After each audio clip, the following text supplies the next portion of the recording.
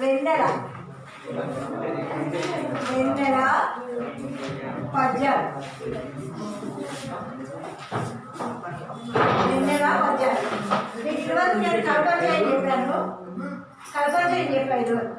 ఇప్పుడు మనం ఒకసారి పద్యాలు చెప్పుకుందాం. పద్యాలు ఏంటి ఒకసారి నేను చెప్తాను, మీరు అందరూ పెద్దగా అనుకుండా మెల్లగా అనుకున్న వాళ్ళందరూ నేను వాళ్ళని కూడా వాళ్ళకి చూసుకుంటూ అనుకుంటున్నారు. రెండో పద్యం మనకు తూగుతున్నది. ఆ పద్యం మనం చెప్పుకోవాలి. పద్యంలో మనకి పద్యం ఉంటుంది, ప్రతిపదార్థం ఉంటుంది, భావం ఉంటుంది. పద్యం ఉంటుంది, ప్రతిపదార్థం ఉంటుంది, భావం ఉంటుంది. అయితే మీకు పద్యం ఎలా చదవాలో తెలియాలి, అందుకోసం మనం చెప్పుకుంటున్నాం. లేకపోతే అక్కడ ఇదివరకు అయిపోయింది, పద్యాలని చెప్పడం అయిపోయింది. సురుచిర తారగా కుసుమ శోభి నభోంగణ భూమి గాళ మను గరువపు సూత్రధారి జగనంబున దిక్పది కోటి ముందటన్ సరసముగా నటింపగా నిశాసతి కెత్తిన క్రొత్త తోపు బెందెరయన నొప్పే సాంఝ నవదీధి పశ్చిమ దిక్కటంబునన్. నేను ఒకసారి అయింది ఇప్పుడు మనకి, ఈ వేరు పెట్టుకుని చూస్తూ ఉండండి. సురుచిర తారకా కుసుమ నభోంగణ భూమి గాళమంగరువపు సూత్రధారి జగనంబున దిక్పతి కోటి ముందటన్ సరసముగా నటింపగా నిశాసతి కెత్తిన క్రొత్త తోపు బెందెరయన నొప్పే సాంఝ నవదీధి పశ్చిమ దిక్కటంబునన్. ఒకసారి చెప్తా, వేలు పెట్టుకుని ఇలా వేలు పెట్టుకుని చూస్తా. సురుచిర తారకా కుసుమ నభోంగణ భూమి శోభి నభోంగణ భూమి గాళమంగర్వపు సూత్రధారి జగనంబున దిక్పతి కోటి ముందటన్ సరసముగా నటింపగా నిశాసతి కెత్తిన క్రొత్త తోపు బెందెరయన నొప్పే సాంఝ నవదీధి పశ్చిమ దిక్కటంబునన్. మధ్యం వేరేది. వెన్నెల పాఠ్యభాగాన్ని రచించింది ఎవరు? వెన్నెల పాఠ్యభాగాన్ని రచించింది ఎవరు? ఎర్రన కవిత్రయంలో ఎన్నో వాడు? మొదటి వాళ్ళు ఇద్దరు ఎవరు? నన్నయ్య ఎక్కడి నుంచి ఎక్కడి వరకు రాశారు మహాభారతాన్ని? ఆది పర్వం, సభా పర్వం, అరణ్య పర్వం. అంటే 1, 2, 3 పర్వాలు. 3వ పర్వంలో సగం మధ్య రచించారు. తిక్కడు ఎక్కడి నుంచి రచించాడు? 4వ పర్వం నుంచి, అంటే 4 నుంచి చివరి దాకా 15, 18వ పర్వం దాకా చివరి దాకా రచించాడు నన్నయ్య. ఎర్రనేం రచించాడు మరి? నన్నయ్య వదిలిపెట్టేసినటువంటి 3వ భాగంలో 3వ పర్వంలో ఆ మిగిలిన సగాన్ని రచించాడు. ఆ మిగిలిన సగంలో దేని వెన్నెల గురించి వర్ణన. వెన్నెల ఎలా ఉన్నది, చూడటానికి ఎలా ఉన్నది, వెన్నెల వల్ల ఏం కలుగుతుంది, వెన్నెల అంటే ఏంటి, వెన్నెల ఎంత మధురముగా ఉన్నది, వెన్నెల ఎంత ఆహ్లాదకరంగా ఉన్నది, ఆ చీకటి అంటే ఎలా ఉంటుంది, చీకటిని వర్ణించాడు వెన్నెల. ఇందులో వెన్నెల వర్ణించాడు మనకి ఎర్రడ గారు. ఇప్పుడు ఎన్నో మధ్య చదువుకుంటున్నాం మనం? తూగుతున్న పద్యం. ఒక్కసారి నేను చదువుతా, మీరు అందరూ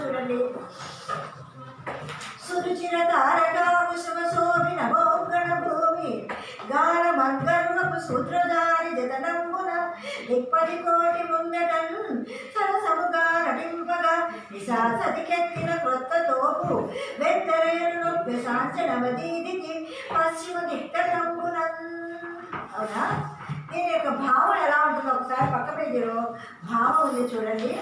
ప్రకాశించే చుక్కల పూలతో అలంకరింపబడిన ఆకాశం అనే రంగస్థలం మీద కాలమనే సూత్రధారి ప్రయత్నం వల్ల దిక్పాలక సమూహం ముందు నిశాసతి రాత్రి అనే స్త్రీ సరసంగా నటిస్తూ ఉందిట. అక్కడ రాత్రిపూట వెన్నెలంతా వెన్నెల పచ్చినట్లుగా ఉందిట. చీకటిగాను ఉన్నది, వెన్నెలగాను ఉంది. ఆకాశంలో నక్షత్రాలు వెన్నెల కాంతితో తెరవలబోతున్నాయట. ఆ వెన్నెల కాంతితో ఇక్కడ ఎలా ఉంటుందో సూత్రధారి కాలం అంటే ఇప్పుడు గడుస్తున్నది కాలం అన్నమాట, టైము. ఆ టైం అనేది సూత్రధారి ప్రయత్నం వల్ల దిక్పాలకులందరూ కూడా, దిక్పాలకులు అంటే తూర్పు, ఉత్తరం, పడమర, దక్షిణం అన్నీ ఉంటాయి కదా, వాయవ్యం, ఈశాన్యం, నైరుతి, దిక్కులు. దిక్పాలకులందరూ కూడా 4 దిక్కులు, 6 దిక్కులు, 4 తూర్పు, పడమర, ఉత్తరం, దక్షిణం. ఇవన్నీ కూడా ఈ సమూహం అంతా కూడా ఎలా ఉంటా నిశాసతి వీటన్నిటి ముందర రాత్రి అనే స్త్రీ అంటే అక్కడ వెన్నెల చక్కగా పచ్చినట్లుగా ఉన్నప్పుడు రాత్రి ఆ స్త్రీట చక్కగా నటిస్తుందిట. ఎందుకు నటిస్తుంది? ఆ వెన్నెలను చూసి ఆనందపడుతుందిట. ఆనందపడి ఆగలేక ఆవిడ యొక్క హావభావాలన్నీ కూడా ఆనందంతో ఆ ముఖతోడికలన్నీ మారిపోయి అంత ఆనందాన్ని అనుభవిస్తుందిట. ఆ సమయంలో పశ్చిమ దిశా తీరంలో కొత్త కాంతి ఆమెకు అడ్డుగా ఎత్తున ఒక విధమైన ఎర్రని తెరలాగా అలరాడుతూ ఉంటారు. పశ్చిమ దిశ ఇటు తూర్పు, అటు పడమర. పశ్చిమ దిశ సూర్యుడు ఇటు నుంచి అటు వెళ్ళేటప్పటికి ఆ సూర్యబింబం అంతా అటు వెళ్ళిపోతుంది కదా, అప్పుడు ఎర్రగా అయిపోతుంది ఆకాశం అంతా కూడా. ఆ ఆకాశం అంతా కూడా ఎర్రని తెరలాగా ఉందిట. ఆ ఆకాశంలో ఆ చివరి నుంచి ఇలా చూస్తూ ఉంటే అబ్బా ఇక్కడ ఎవరో ఎర్రని తెరకట్టారే అన్నట్టుగా ఉందిట ఆ సూర్యకాంతి. పూర్వం నాట ప్రదర్శనలో ముందు సూత్రధారి ప్రవేశించేవాడు, తర్వాత చరిత్రాన్ని నది ప్రవేశించేది. ఆ సంప్రదాయాన్ని కవి ఇక్కడ చక్కగా ఆవిష్కరించారనమాట. అంటే ఇదివరకు నాటకాలు ఏం కానీ ముందర తెరవేసేసి ఉండేది.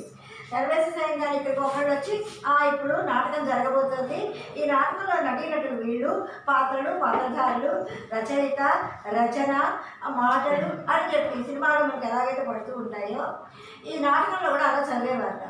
అప్పుడు తెర తీసేవారు, అప్పుడు నటి ప్రవేశించి ఆ యొక్క నాటకాలు వేసేవారు. అలా మనకి అదే ఇక్కడ సాంప్రదాయబద్ధంగా కవి రచించాడు అన్నమాట. కాబట్టి ప్రకాశించే చుక్కల పూలతో అలంకరించబడిన ఆకాశం అనే రంగస్థలం మీద చక్కని పూలతో, చిక్కని నక్షత్రాలనే పూలతో ఆకాశం అంతా కూడా ఒక తెరలాగా ఉందిట. కట్టిన తెరలాగా నాటకం వేయడానికి ముందర తెరగడతాను దానిలాగా ఉందిట. ఆ తెర వెనకాల స్త్రీ నటించడానికి వచ్చింది. రాత్రి అనేటటువంటి స్త్రీ నటించడానికి వచ్చిందిట. ఆ తెర తీయంగానే ఆ యొక్క పశ్చిమ దిక్కు అంతా కూడాను ఎర్రని మందార పువ్వు రంగులో తెరగట్టినట్టుగా ఇక్కడ ఎవరో ఎర్రని తెరగట్టారంటే మళ్ళీ అడ్డంగాను ఎవరో ఎర్రని తెర పెట్టింది అన్నట్లుగా ఉందిగా ఆ ఎర్రని తెర. అలా ఒక విధమైన ఎర్రని తెరలాగా అలరాడుతూ ఉన్నది. అంటే అంత అందంగా ఉన్నది. కవి వెన్నెల గురించి వర్ణించేటప్పుడు నాటకము, స్త్రీ, రాత్రి, చుక్కలు, చందమామ, ఈ తెర వీటన్నిటిని వర్ణించుకుంటూ వచ్చాడు. అవునా? అర్థమైందా? చదివితే కానీ ప్రశ్నలు జవాబులు చదివితే కానీ మనకి తెలియదు. అవునా కదా? తర్వాత ఇంకొక పద్యం ఏమున్నది? 5వ పద్యం. దశరథ కొమ్మ లొయ్య నది దీర్ఘములైన కరంబులన్ భుయం వసగగా సుధనుడ నూది నిక్కి రజనీశ్వరుడున్న కలీలా వేర్చు నాకసమను పేరి గూరుహము కాంత నిరంతర తారక రసకుసుమ క్షయంబు బోధుడము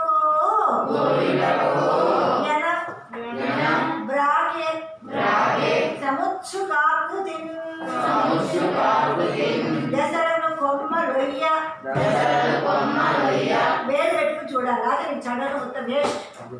ఊరికే విగ్రహాలు కూర్చోండి, ఆ గోడ మీరు సమానం. పేరు పెట్టి చూస్తూ చదవకపోతే ఆ గోడంతా మీరంతా, ఆ మట్టి ముద్దలంతా మీరంతా, ఆ మెయిన్ రోడ్ అంతా మీరంతా దేనికి పనికిరాం. ఆ రోడ్లు అవి కూడా గోడంతా కాస్త మనకు అడ్డంగా నిలుస్తుంది, మనం దేనికి పనికిరాం. ఆ రోడ్డు ఎవరైనా నడవడానికైనా పనికొస్తుంది, మనం దేనికి పనికిరాం. అందుకని మనం చదివేటప్పుడు ఇట్లా పేరు పెట్టుకుని ఎలా పలుకుతున్నారు, మనం ఎలా పలకాలి. పలకడం రాదు కదా, నాకు కూడా రావడం కదా. నేను కూడా 5 సార్లు చదివినా నాకే రాదు కదా. మీకు 15 సార్లు చదివినప్పుడు మీకు రాదు. అందుకని ఎలా పలుకుతున్నారు, ముందు మెల్లమెల్లగా ఒక్కొక్క పదంలాగా చెప్తున్నారు. అందుకని అసలు పదం ఏమిటి, అసలు ఎలా పలకాలి చెప్పాను. దశలను కొమ్మలయ్య నది దీర్ఘములైన కరంబులను ప్రియం బెసగగ నూది నిక్కి రజనీశ్వరుడున్నత లీలా వేర్చు నాకసమను పేరి భూరుహము కాంత నిరంతర జయంబు కోయనకు కోయన బ్రాకే సముత్సుకాకృతి. ఒకసారి మూడోసారి. దశలను కొమ్మలయ్య నది దీర్ఘములైన కరంబులను ప్రియం బెసగగా నూది నిక్కి రజనీశ్వరుడున్నత లీలా వేర్చు నాకసమను పేరి భూరుహము కాంత నిరంతర తారక రసత్కుసుమ జయంబు గోయుటకు కోయల బ్రాకే సముత్సుకాకృతి. కొంచెం స్పీడ్గా చదువుతాను చూడండి. వేరు దశలను కొమ్మలయ్యన దీర్ఘములైన కరంబులను ప్రియం బెసగద స్నోదిని కిరజనీశ్వరుడున్నత లీలా వేర్చు నాకసమను పేరి భూరుహము కాంత నిరంతర తారకాల కుసుమ జయము గోయుటకు కోయల బ్రాక సముత్సుకాకృతి. వెన్నెలంతా కూడా విరజిమ్ముతోంది, వెన్నెలంతా కూడా విరజిమ్ముతోంది. ఎలా ఉంది ఆ వెన్నెల? 5వ పద్యం భావం చూడండి. ఆ వెన్నెలంతా ఎలా విరజిమ్ముతోందంటే దిక్కులనే కొమ్మలతో, తూర్పు పడవ ఉత్తర దక్షిణ 4 దిక్కులు ఉన్నాయి కదా. ఆ 4 దిక్కులు 4 కొమ్మలుగా ఉంది, 4 కొమ్మలుగా ఉందిట. అంటే ఆ కొమ్మలుగా ఇలా పైకొస్తున్నట్టుగా ఉన్నాయి 4 దిక్కులు కూడా. 4 దిక్కులనే కొమ్మలతో వెలుగులీన చుక్కలనే పువ్వులతో పెద్ద చెట్టులాగా కనబడుతుంట. పైన ఆకాశం నక్షత్రాలన్నీ ఉన్నది కదా, ఆ చుక్కలతో నిండి ఉన్నది ఆకాశం కూడా. ఈ 4 దిక్కులు కూడా 4 కొమ్మలాగా ఇలా పైకి ఎగబాకినట్టుగా, అంటే సూర్యరశ్మి పైకి వెళ్తుంది కదా. అలా ఆ వెళ్ళినప్పుడు ఇదేమో కొమ్మలాగా, అవేమో చెట్టుకి ఆ నక్షత్రాలాగా, చెట్టుకి అదుక్కుని ఉన్నటువంటి నక్షత్రాలాగా. చెట్టుని ఏదైతే పండు అదుక్కుని ఉంటే అబ్బా ఎంత బాగున్నాయి పళ్ళు, అబ్బా ఎన్ని ఆకులు, అబ్బా అస్సలు ఆకు కనబడుతుంటాం, కాయలే కనబడుతున్నాయి. అది మనం ఎంత ఆనందపడుతూ ఉంటామో. ఈ 4 దిక్కులు కూడా పైకి వెళ్ళి ఆ ఆకాశంలో ఉన్నటువంటి చుక్కలన్నీ కూడా అంటుకున్నట్లుగా కనబడుతూ ఉంటే ఆ ఆనందము, ఆ వర్ణనాతీతం. పెద్ద చెట్టులాగా కనిపిస్తుంది ఆకాశంలో ఇవన్నీ వచ్చేసరికి పెద్ద చెట్టులాగా. తన బలమైన చేతులతో ఆ పూలను అందుకునేందుకు అన్నట్లు చంద్రుడు విజృంభిస్తున్నాడు. ఇలా వచ్చేటప్పుడు ఆ పైన ఆకాశంలో చంద్రుడు, అబ్బా ఇక్కడేదో చెట్టు ఉంది, ఇక్కడేదో నక్షత్రాలు ఏవో దగ్గరగా మెరుస్తున్నాయి అని చెప్పి ఆ చంద్రుడి యొక్క వెన్నెల కాంతి, ఆ కాంతి ఏం చేస్తుంది, అందుకుందామా ఈ దిక్కులను, అందుకుందామా అన్నట్టుగా. అంటే ఆ కాంతి అంతా కూడా ఇంత దూరం పడుతుంది. అది అక్కడ కాంతి అంతా కూడా ఇంత దూరం పడి చంద్రుడికి కూడా ఆనందం కలుగుతుంట. తన పొడవైన చంద్రుడితో వాటిని అన్నింటినీ అందుకుందామా అన్నట్టుగా ఉన్నట్టుగా ఆ యొక్క చంద్రకాంతి. చంద్రుడు విజృంభించాడు అంటే చంద్రకాంతి మీద దగదగ మెరిసిపోతుంది. ఆకాశం నుంచి భూమి దాకా పడుతుంది చంద్రకాంతి.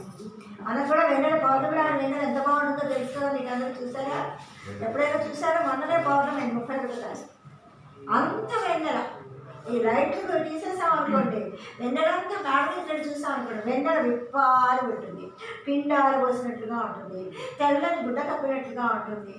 అక్కడ ఆకాశం అంతా కూడా ధగధగ మెరిసిపోతూ ఉంటుంది. ఆ నక్షత్రాలన్నీ కూడా కాంతి విహీనం అయిపోతాయి. చంద్రుడి ముందర కాంతివంతంగా ఉండవు, కాంతి విహీనం అయిపోతాయి, కనబడవు. అలా ఆ చంద్రుని యొక్క వెన్నెల అంటే కాంతి, ఆ వెన్నెల అంతా కూడా చూడడానికి ఆహ్లాదకరంగా ఉంటుంది అని చెప్పి ఎర్రడు గారు మనకి చక్కటి వర్ణనను ఇచ్చాడు. మనకి అంతా చెప్పాను. దశలను కొమ్ములైన దీర్ఘములైన దశలను కొమ్మలొయ్యనది దీర్ఘములైన కరంబులం ప్రియంబ సగదా నూది నిక్కి రజనీశ్వరుడు ఉన్నత లీల వేర్చు నాగసమను పేరి భూరుహము కాంత నిరంతర తారక రసత్ కుసుమ జయంబు కోయుటకు కోయన బ్రాహ్మణ్ సముత్సుకాకృతి. ఆ వెన్నెలంతా కూడా అబ్బాయికి ఏవో పూలు పూస్తున్నాయి, ఆ పూలను కోసుకుందామా అన్నట్లుగా చేతులు తన పొడవైన చేతులతో ఇలా జాగ్రత్త. పొడవైన చేతులు అంటే ఏంటి? వెన్నెల ఆ కాళ్ళని ఆ చెట్ల దాకా భూమండలం దాకా వ్యాపింపజేశారు. ఇంకొక పద్యం ఏమన్నది? ఏడోదా? సరే. వడిగొడి రేగులు పదిలా వారిన కేసరములు దళిప్ప ముప్పొడి దళమెక్కి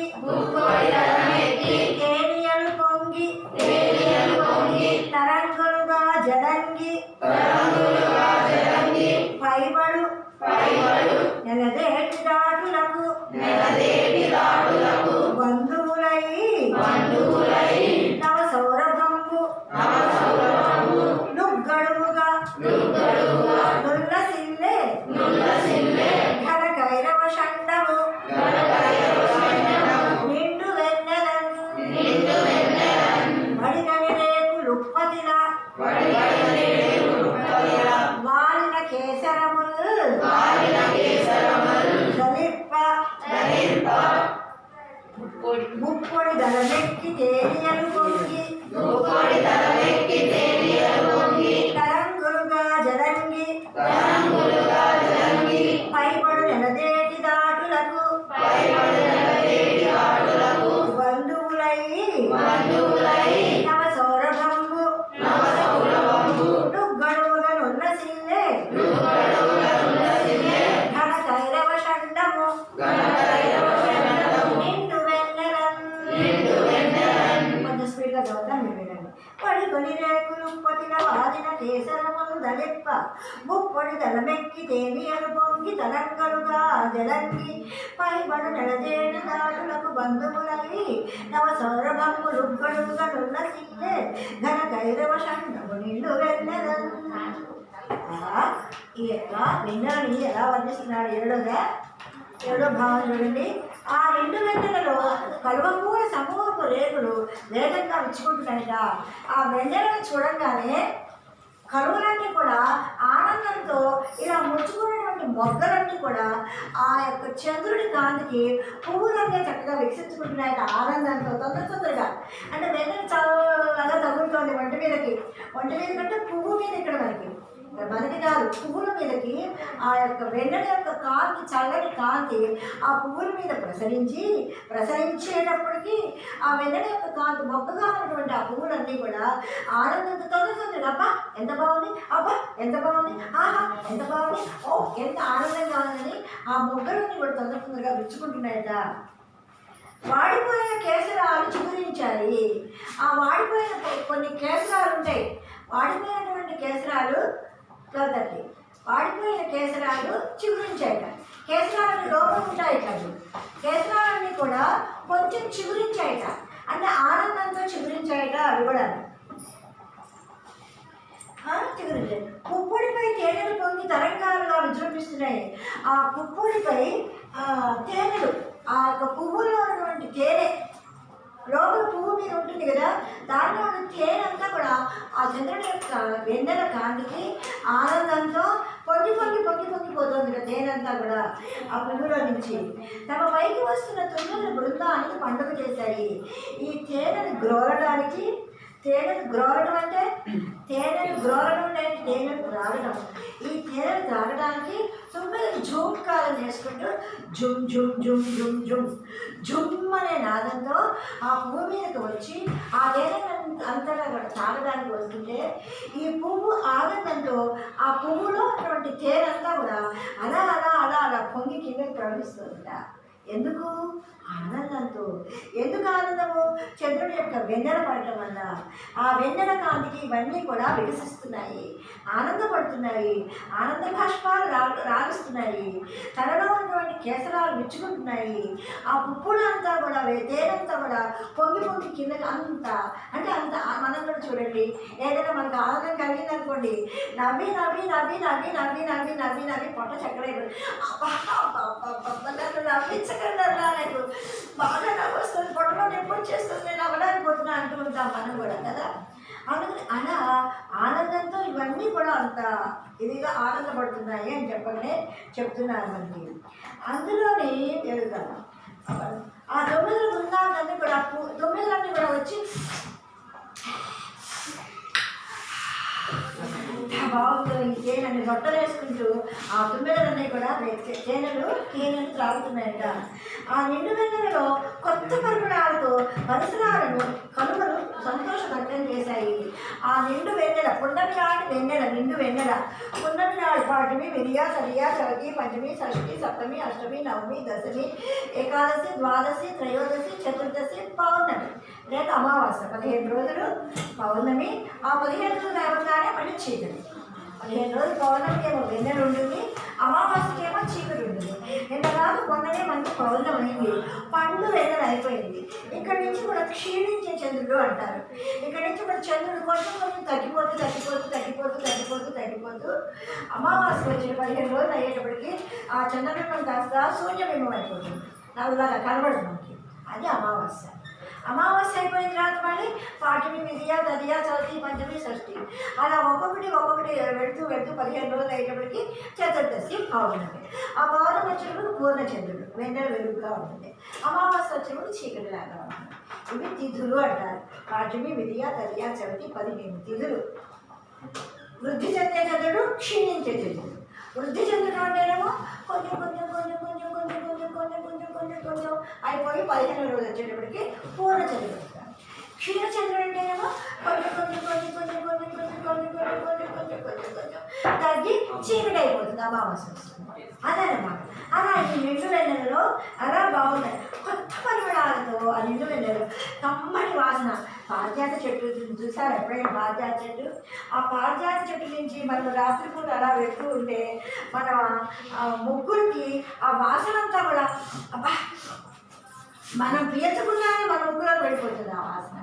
మల్లె చెట్టు ఉంటుంది, సన్నజాజ చెట్టు ఉంటుంది, విడజాజ చెట్టు ఉంటుంది. మనం వాసన పీల్చుకున్నానే మన ముగ్గులో పడిపోతుంది ఆ వాసన. అంతటి గుమగుమలు, అంతటి చక్కటి పరిమళాలు వెలుగుతున్నాయట ఆ వృక్షాలన్నీ, చెట్లన్నీ కూడా నిండు వెన్నెలలో కలువలు సంతోషభరితం చేశాయి. కలువలన్నీ కూడా మనందరికీ సంతోషాన్ని చేకూర్చాయి అని చెప్పి మనకి చెప్తున్నారు. ఒకసారి చెప్పేసాను 3 సార్లు పద్యం వడిగలు చెప్పానా? 3 పద్యాలు అయినాయి మనకి. ఇవాళ మనం మిమ్మల్ని 2 పాఠాలు రాయమన్నారు. ఏమన్నా రాశారా? మొదటి పాఠం ఏంటి? మాతృభావన రాశారా నోట్స్లో? రెండవ పాఠం ఏంటి? అమరావతి రాశారా? అది రాయలేదు. రాయకపోతే ఎలా? వారం రోజులు ఎప్పుడో రోజుకు 1 అరగంట చెప్పండి రాస్తే రాయేది నోట్స్. జానపదుని జాబు వెన్నెల. ఈ వెన్నెలలో 3 పద్యాలు, 3 వృత్తార్థాలు, 3 భావాలు నోట్స్లో రాయాలి. ఇంపార్టెంట్. 3 రాయాలి. 3 పద్యాలు, 3 వృత్తార్థాలు, 3 భావాలు. మేడం గారు వాళ్ళు చెప్తున్నారని 2 వారాలు చెప్తున్నాను నోట్స్ రాయమని, ఇంతవరకు రాయటం లేదండి అని చెప్పి చెప్తాను. ఇవాళ చెప్తాను, వచ్చే వారానికి రాసుకోండి. సరేనా? ఏమ్మా నా వైపు చూడండి, మీరు తర్వాత చూసుకోవచ్చు. నా వైపు చూస్తే రాయాలి. అంతేగాని రాయకుండా ఉంటే నోట్స్ కుదరదు. రాయాలి.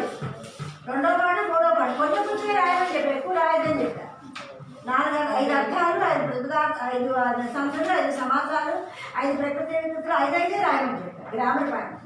ఓ 2 పెద్ద క్వశ్చన్లు 2 చిన్న క్వశ్చన్లు. అమరావతి కానీ జానపద జానపద చెప్పారా లేదా? చెప్పలేదా మీకు ఎవరికి? చెప్పారా చెప్పలేదా? ఒకసారి గుర్తు తెచ్చుకోండి. ఆయన చెప్పలేదు తలకాయ కొట్టుకుండా కూర్చుంటే చెప్పినట్టు కాదు. అన్నీ చెప్పాము, అన్నీ చెప్తున్నాం. అవన్నీ నోట్స్లో రాసుకోవాలి. ఇప్పుడు చెప్తాను, నాకు అది చెప్తాను, నోట్స్ ఇస్తా ఇలా ఇచ్చానని రాయమని ఇంకా రాయలేదండి అనుకుంటాను. సరేనా? వచ్చే వారానికి రాసుకోవాలి. ఇందులో మీకు ఇప్పుడు పద్యాలు మన మోల్ కేంద్రంలో ఎన్నో పద్యము 2, 5, 7 పద్యాలు. మీరు చదువుకుంటే స్కూల్కి రావద్దు, చప్పుడు చేసుకుంటారు. చప్పుడు చేయొద్దు అసలు ఇక్కడికి వచ్చి. మీకు చదువు అక్కర్లేదు, ఇంట్లో కూర్చోండి. నాయన బచ్చాలు ఆడుకోండి, గోళీలు ఆడుకోండి, రోడ్డు మీద తిరగండి. చదువుకోవాలనుకున్న వాళ్ళు మాత్రమే స్కూల్కి రావాలి, చదువుకోవాలి. ఇంట్లో అయినా సరే, ఇక్కడైనా సరే. ఏదో ఒకటి కాలక్షేపం కోసం ఈ టీచర్ ఉన్నప్పుడు ఇలా, ఆ టీచర్ ఉన్నప్పుడు ఇలా, అది మాత్రం ఆ బిహేవియర్ మాత్రం చేయలేదు. ఏ టీచర్ ఉన్నప్పుడు ఒకటే బిహేవియర్, ఒకటే ప్రవర్తన. 10th class గడ్డెక్కాలి. 25 కదా ఇప్పుడు అవుతుందని లేదు, తెలియదు మనకి. చదువుకోకుండా ఏం వెధవాలన్నా ఏం చేస్తాము? చదువుకోకుండా ఎప్పుడు ఎవరు చెప్తారో, ఎవరు పాస్ చేస్తారో అని కూర్చున్నావా మనందరం చదువుకోవద్దు. అందుకని 2, 5, 7 ఇది 3 కాదు 5. 2, 5, 7 పద్యాలు, ప్రతిపదార్థాలు, భావాలు నోట్స్లో రాయాలి. ఈ 3 పద్యాలు చదవడం రావాలి, చూడకుండా రావాలి. మోస్ట్ ఇంపార్టెంట్ ఈ వెదరా పాట. నేను చదువుకోకపోతే రాకపోతే మళ్ళీ అడిగితే ఇంకా 2 సార్లు చేస్తాను. చదవడం రాకపోతే ఒక్కొక్కరైనా చదవండి. చదవడం తప్పకుండా వస్తుంది, రాకుండా ఎక్కడికి పోతుంది. ఎన్ని రావడం లేదు మీకు? సినిమాలో పాటలు అలా చూస్తే ఇలా పాడేస్తారు, అలా చెప్తే ఇలా చెప్పేస్తారు డైలాగులు మొత్తం. మరి అది ఇదేంటో దాని ముందర ఇది అవుట్లాలో ఉదయిస్తున్నారు 4 సార్లు అయితే వచ్చేస్తుంది. సరేనా? పద్యాలు చదవాలి, ప్రతిదార్థాలు, భావాలు చదవాలి. 10th క్లాస్ 10 మార్కులు ఉంటుంది, 8 మార్కులు ఉంటుంది ఒక్కొక్క పద్యము, ఒక్కొక్క పద్యానికి. ఒక్కొక్క ప్రతిదార్థానికి 8 మార్కులు ఉంటుంది. అవునా కాదు? అందుకని ఆ విధంగా మనం చదువుకుంటేనే మీకు వస్తుంది. లేకపోతే శూన్యం. 3 పద్యాలుంటే 3 ప్రతిపదార్థాలు ఉన్నాయి. ఇవి రాయండి, ఇవి చదవండి ఈ వారానికి. తర్వాత కవి పరిచయం ఒకటి అష్టంశుడు.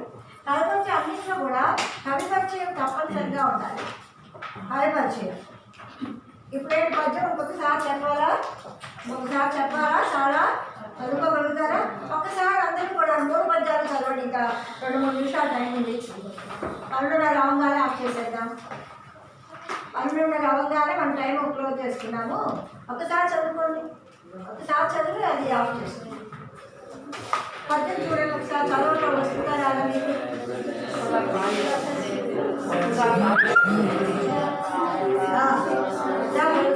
అది ఆఫ్ చేసుకోండి.